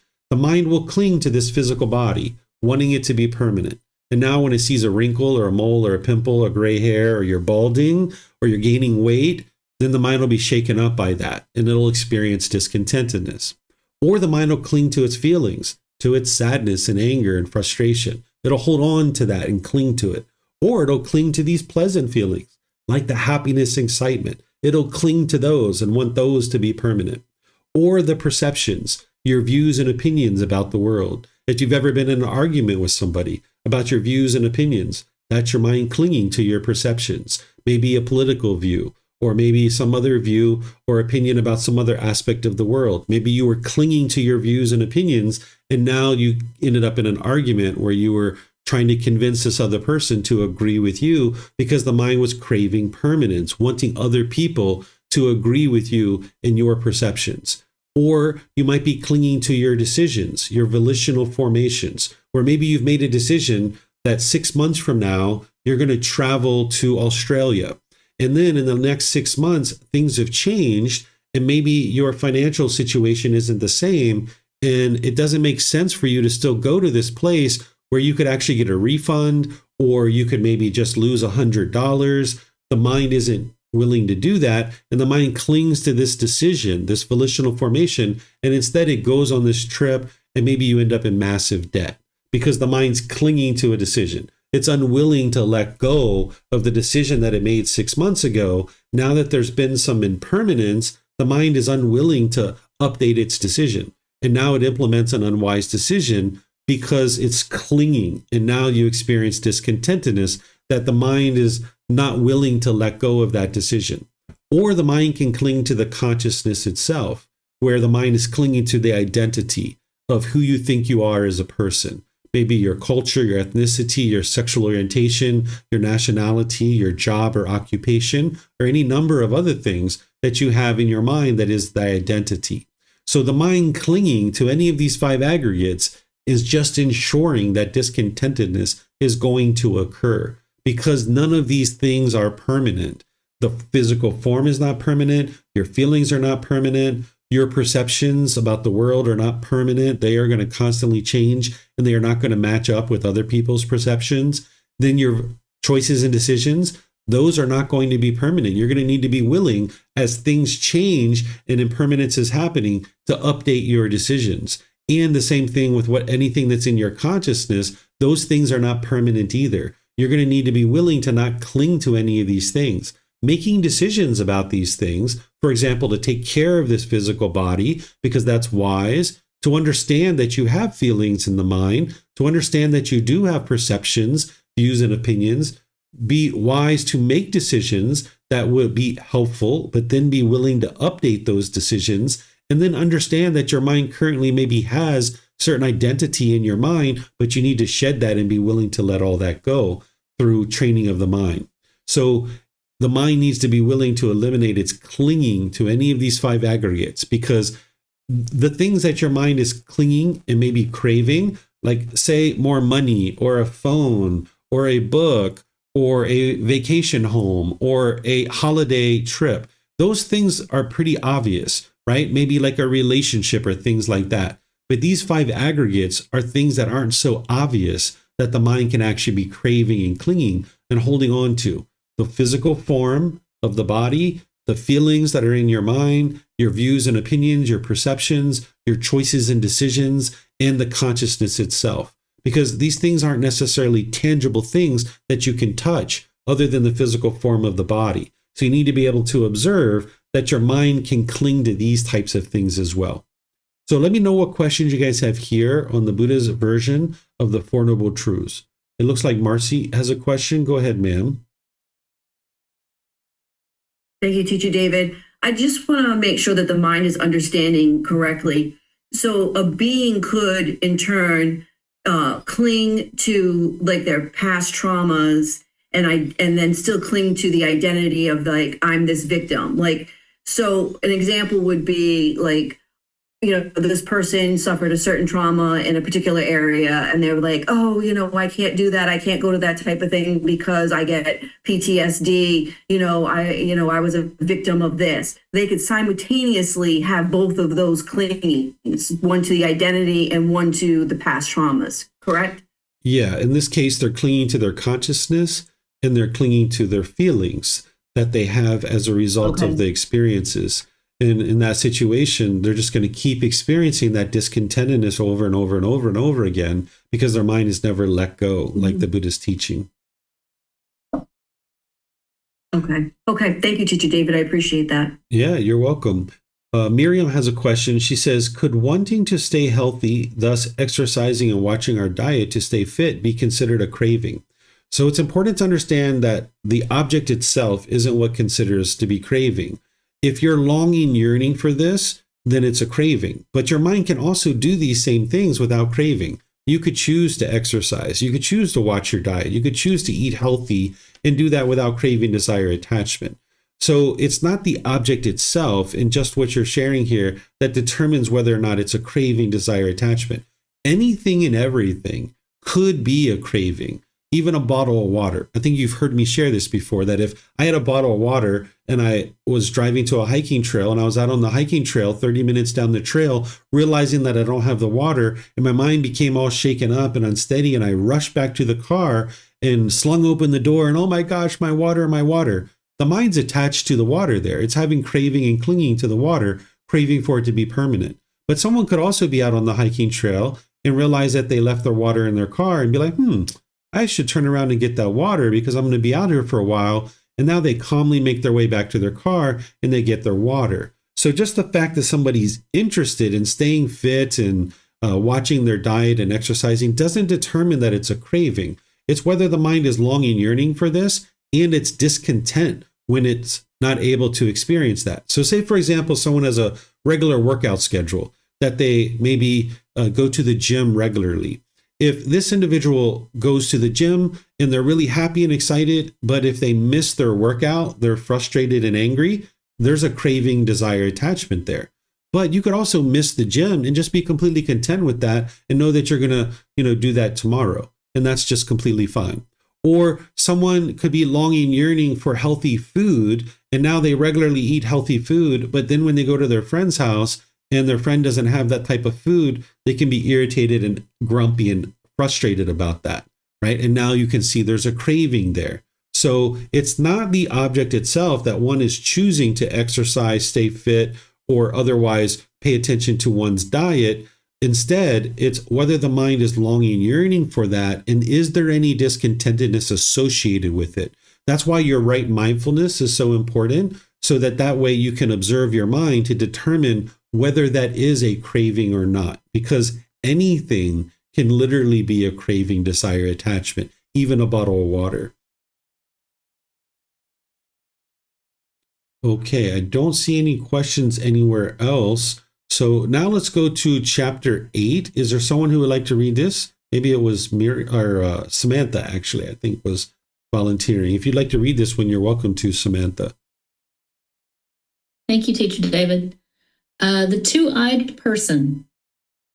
Monks, there are these three kinds of person found existing in the world. What three? The blind person, the one-eyed person, and the two-eyed person. And what, monks, is the blind person? Here some person lacks the kind of eye with which one can acquire wealth not yet acquired, and increase wealth already acquired. And he also lacks the kind of eye with which one can know wholesome and unwholesome qualities, blameworthy and blameless qualities, inferior and superior qualities, dark and bright qualities with their counterparts. This is called the blind person. And what is the one-eyed person? Here, some person has the kind of eye with which one can acquire wealth not yet acquired and increase wealth already acquired, but he lacks the kind of eye with which one can know the wholesome and unwholesome qualities, blameworthy and blameless qualities, inferior and superior qualities, dark and bright qualities with their counterparts. This is called the one-eyed person. And what is the two-eyed person? Here some person has the kind of eye with which one can acquire wealth not yet acquired and increase wealth already acquired. And he also has the kind of eye with which one can know wholesome and unwholesome qualities, blameworthy and blameless qualities, inferior and superior qualities, dark and bright qualities with their counterparts. This is called the two-eyed person.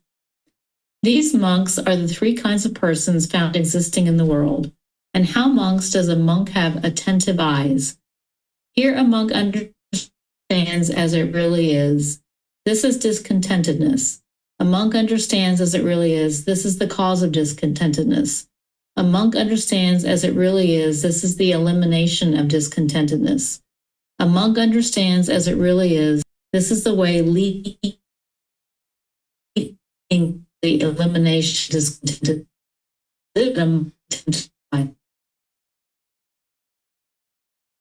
Okay, I think you're finished, Samantha. Yeah, my internet's breaking up. I don't know if it's on my side or where it's at, but I didn't quite hear all the ending part. I think it's on my side because it's showing me my internet connection's unstable. But for those of you guys that are listening to this through the audio, you might decide to look at the book to be able to see this, because Samantha read the entire chapter here. So the Buddha's talking about these three types of people: a blind person, a one-eyed person, and a two-eyed person. And he oftentimes uses similes like this to be able to help you learn and understand, because if you're teaching in an oral tradition, which the Buddha was teaching, there's kind of like three things that you do in order to get people to remember your teachings. The first thing you do is repeat yourself over and over and over and over again. And you're going to see that in the teachings of the Buddha. I took out a lot of the repetition in this book series, but you're going to see a lot of repetition of over and over and over and over and over again. The second thing you do to get people to remember an oral tradition is you create lists.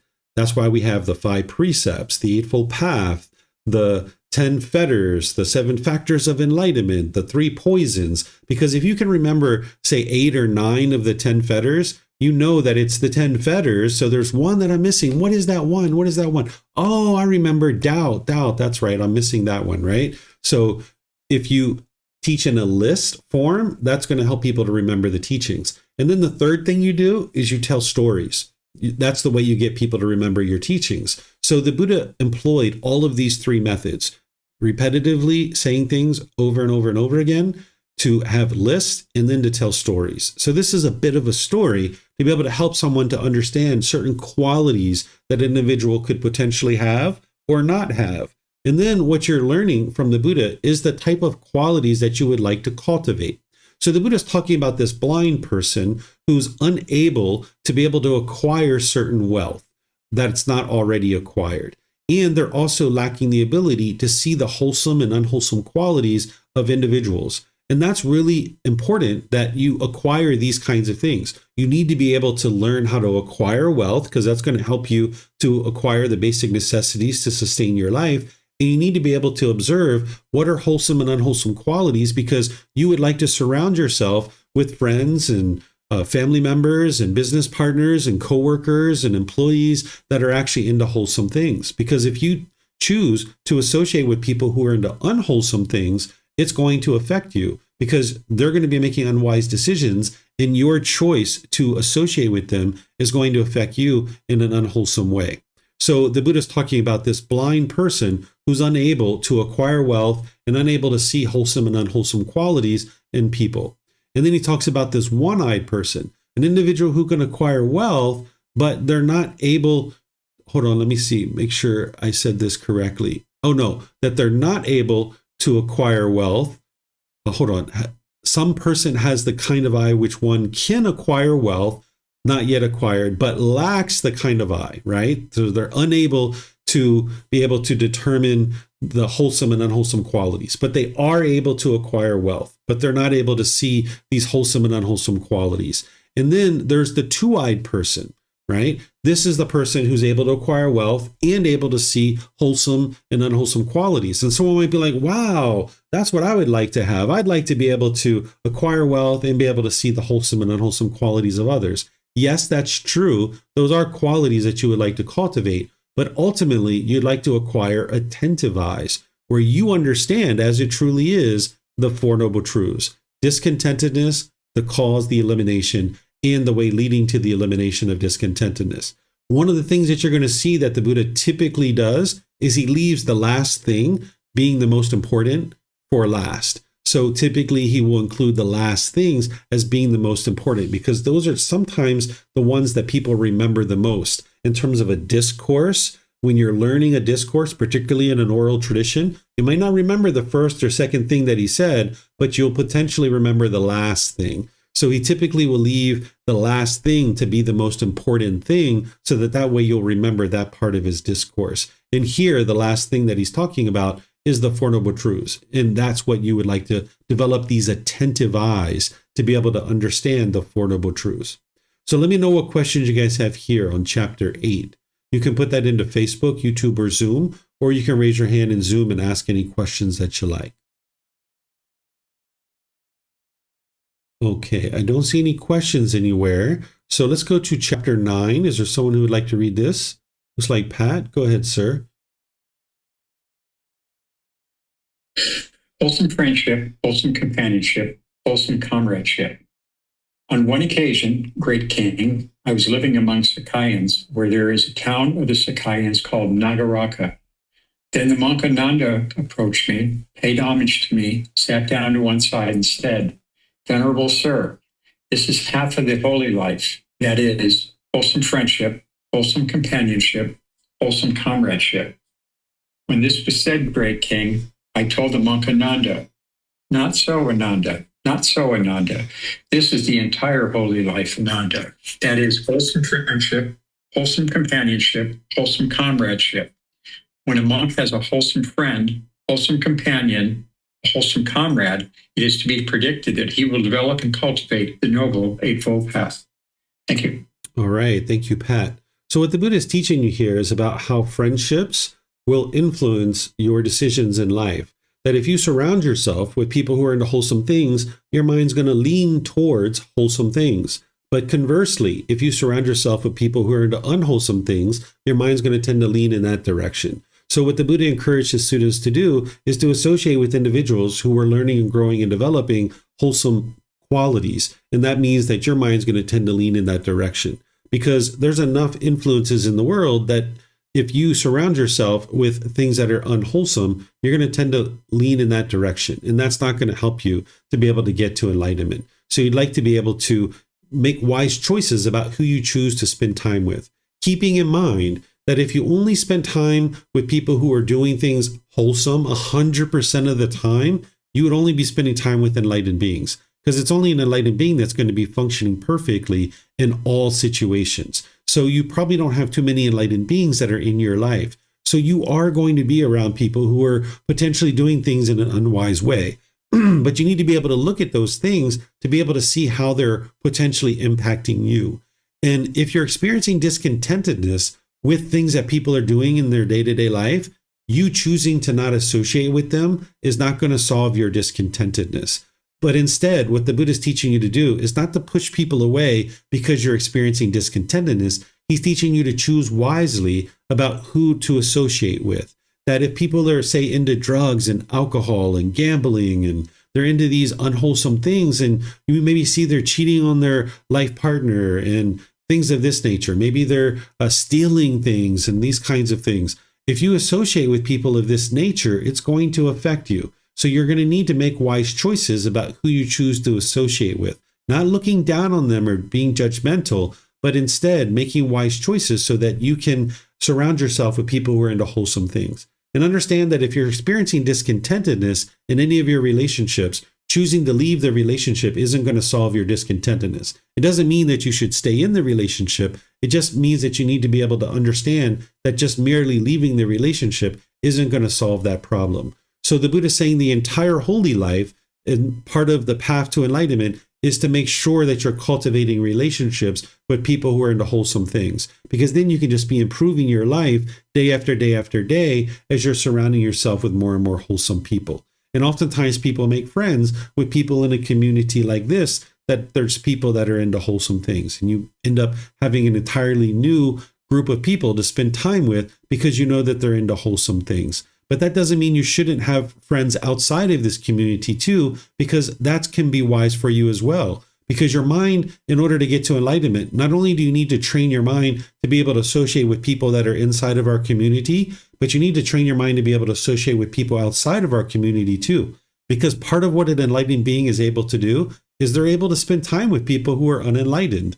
If you're only able to spend time with people who are enlightened, your mind's not yet enlightened. So part of the path to enlightenment is to be able to navigate the world of unenlightened beings and be able to be peaceful and joyful even when people are doing things unwisely around you. And then you make choices of whether or not you would like to continue to be in that situation or continue to move on and move past that situation. So you're going to need to be able to maintain your joy and your peacefulness no matter what situation you're in, and then make wise choices about whether or not you would like to stay there or move on. Let me know what questions you guys have on this particular teaching. Okay, I don't see any questions. So we'll come to today's last discourse. Is there someone who would like to read this?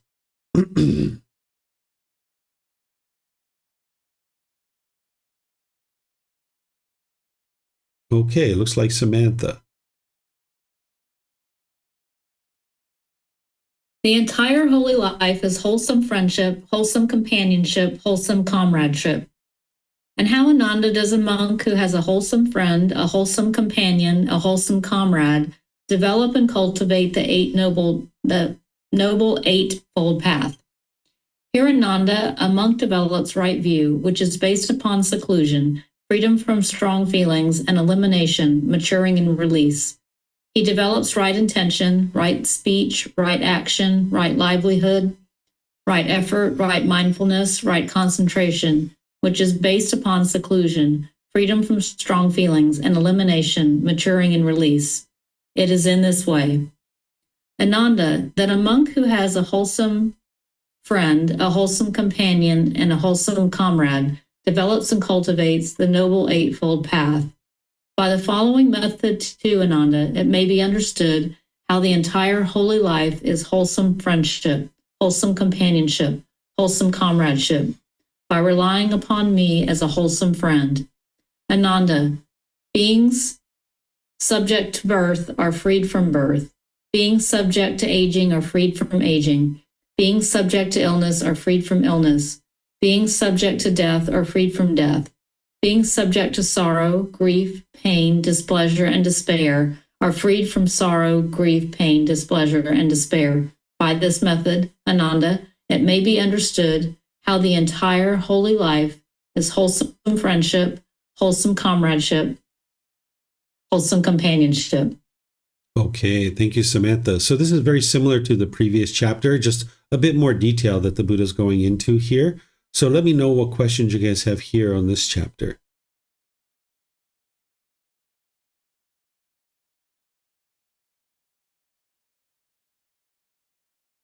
Okay, I don't see any questions anywhere. So what I'm going to do is just end class by thanking all of you guys for joining. Thank you for participating in the class. Thank you for your interest to learn and grow and develop. It's going to be a really wonderful year and a half of sharing these teachings with you with the words of the Buddha and really helping you to explore the teachings beyond what you've explored so far and really diving in detail with the original words of the Buddha. And if you have at any point in your studies questions, you're always welcome to reach out. This class is just one opportunity for you to get those helps that you need. So feel free to reach out at any time. And if you need access to the books and you can't find them or anything, you're always welcome to reach out to me for those things as well. So next week, we're going to be studying chapters 11 through 20. So you might decide to read those before class. The words of the Buddha and the words that I'm sharing. And if you need to, you can always go back to the references in the original source teachings to be able to access those. The way that you would do that is you would take that reference, like say MN 112, and you would put that into Google, and then it will typically come up with the discourse of the Buddha because that's the reference. And in some cases, that particular thing, MN 112, is a part number in some factory somewhere, and it might pull up this part in some factory. So sometimes what you might need to do is put MN 112 Buddhism, and then you'll typically get the discourses of the Buddha from those. So that's how you would use those references if you're interested to see what was the Buddha talking about before this, and what was he talking about after this. This can be potentially part of your investigation. Whether you choose to do that or not is a choice for you to make, but it's an opportunity that you have if you're curious about any particular discourse that maybe it's really meaningful for you, maybe you're gleaning a lot of insight from it, and you'd like to see, what other kind of teachings does he have around this particular teaching, and that's a way that you can use those references. So next week, Saturday at 9 a.m. and 9 p.m., I'll be teaching this program either at the temple or here online. And you guys can join whichever ones of those that you like. Some of you I know like to join in the morning. Some of you like to join in the evening. Some of you like to do both. Tomorrow in the group learning program, I'm going to be sharing the Four Noble Truths in the way that I share it, gradually helping students to build up, because that program just restarted last weekend as well. So I'm going to be teaching right view and right intention as part of the Eightfold Path. That's the very first class of I'm really diving into content with the group learning program. And then, of course, here in Chiang Mai, we have the 6:30 meditation in the main hall, and I teach at 9 a.m. and 9 p.m. the group learning program. So again, thank you all for your participation. Thank you for all your learning and growth and development that you're going to do over the next year and a half. I really appreciate your questions and your participation and volunteering to read in the class. And perhaps I'll see you guys in a future class. Be well and take care. Sawadee-ka.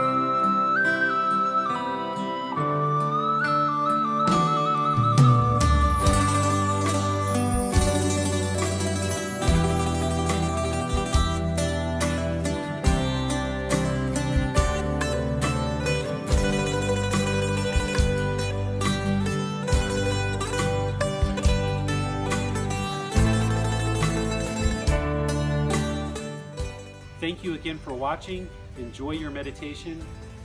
Look forward to seeing you online and answering any questions that you might have. Thank you so much.